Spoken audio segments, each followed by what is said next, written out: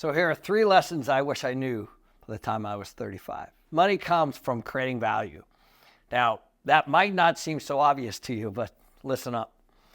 So whether it's a person or let's say a business or real estate, the way money flows, so everybody thinks that like when you have a deal, there's this huge sales process.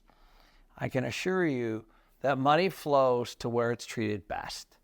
So if you're an individual, let's say, that has a tremendous amount of skill, whatever that might be, maybe it's tax, or maybe you're a physician, or maybe you're a real estate investor, or maybe you're a very good property manager, it doesn't really matter.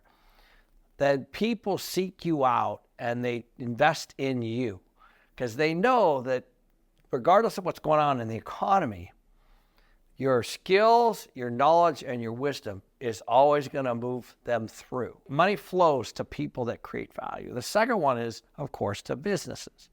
Same thing.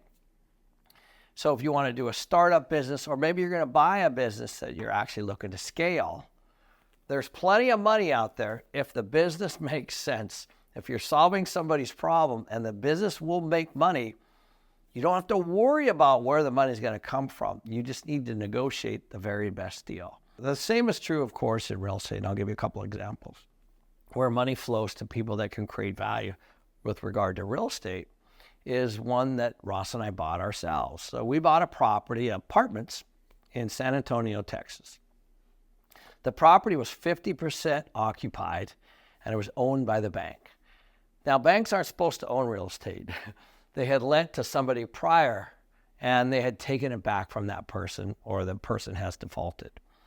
So Ross and I saw the opportunity to create value. In other words, when something's broken, doesn't matter what it is, if it's 50% occupied, I can assure you it's broken.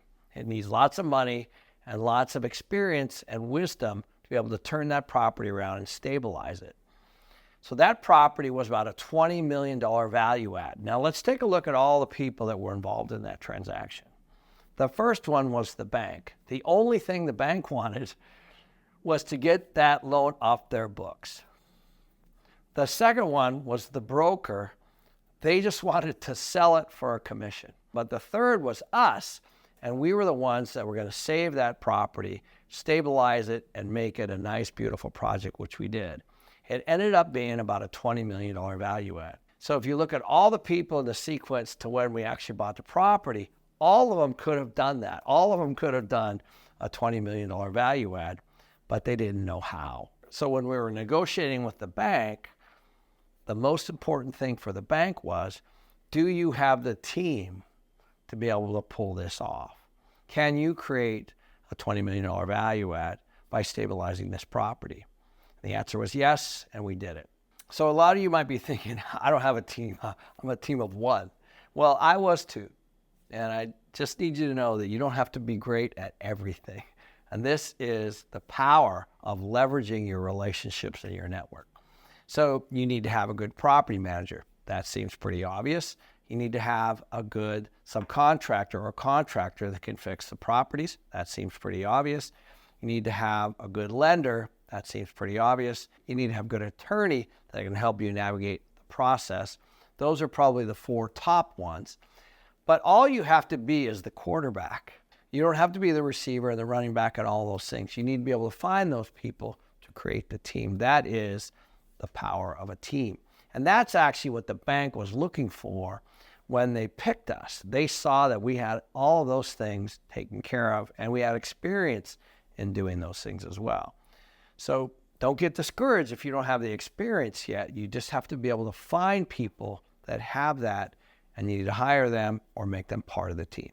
The entire financial industry, is all just commissioned salespeople. Now, it's true. If you think about it, it makes complete sense. So when you put your money into a bank, it's a problem for the bank. It's an actual expense for the bank. They owe you interest on your own money. Okay, so that's an expense to the bank. So then they have to, of course, lend it out in the form of all kinds of financial products. And they use salespeople like that they call tellers, and of course, other people that work in the bank. So the bank advisors, they're paid salespeople typically, sometimes salary, but mostly commissioned. But the entire industry is this way. The wealth planning, financial planners, same thing. They make money when they get you as a client, and they usually have fees no matter what happens on your account. Your account might go up, might go down, but they still take their fees. They get also paid for investing, so they make money on your actual account itself, but they also make money on what they invested. The insurance business is the exact same thing, because if you're investing in some kind of an insurance company, then they're looking for a return on that money as well. 401k, retirement plans, all that is the same. Wall Street is all set up to get all the money from Main Street. That's how the system works. So once you understand that all the people that you're talking to, all those salespeople, they don't actually have their own money. What they're actually managing is your money.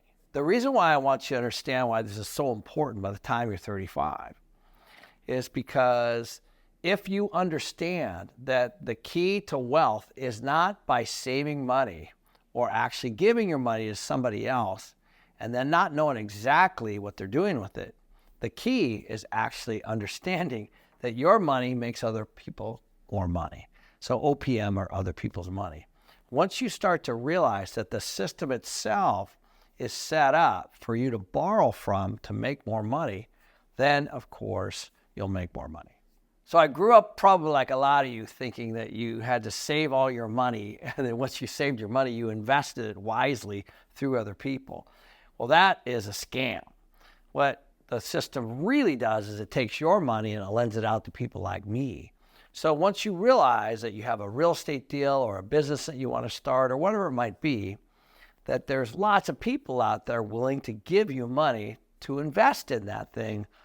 And the collateral, of course, is the business or the real estate itself. So all the money that's managed out there is always looking for a home.